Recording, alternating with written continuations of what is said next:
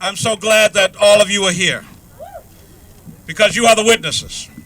You are the voices that continue to speak up and lift up the issues about how we need to be protective of our earth and of our environment.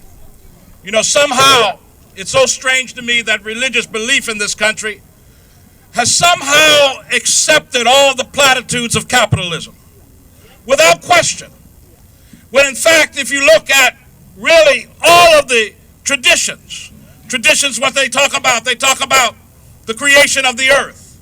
And therefore, us being entrusted with the protection of the earth, that means its water, its air, the ground in which we stand upon, and we need to be the prophets for that. The prophets, the voices that speak with clarity and with vision and with commitment, and don't turn around and don't sit down and don't be quiet.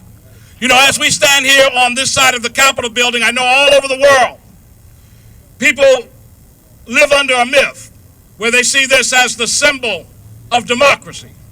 We know that this is really the symbol of the United Corporate States of America.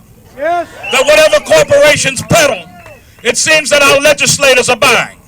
They buy everything from what the banks had to say to everything what the oil companies had to say. We even went to war over oil. Let's not forget that. And we've been engaged in one of the longest war enterprises of our history, all because folks see an opportunity to open up new oil fields for the greedy and those who are corporate heeled. And it's up to us to bring democracy back to America. It's up to us to make this country really a country that's of the people and for the people and by the people. When we went up there, and I'll just tell you how it works on this hill. We went up there with thousands of people who were being foreclosed on. And just about every congressperson and every senator said to us that the banks say that it's not as bad as we're saying it is.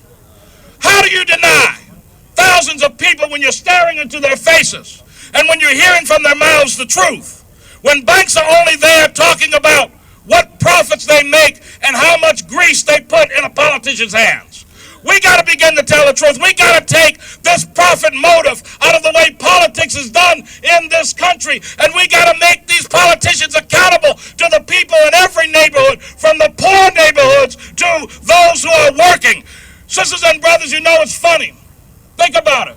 You have basically not heard the word poor from any of these politicians' lips in the last 4 years. You haven't heard it in the debate. Only thing anybody want to talk about is the middle class. But I know that corporations prey upon the poor and the poor communities and the working class communities. And they have a tendency to get away with it because these politicians turn a blind eye towards the people and turn their eyes towards their accounts. And it's time we make that come to an end. They have played enough with our destiny and our future. And we got to stand up for each other and stand up for the earth. God bless you. Continue to struggle.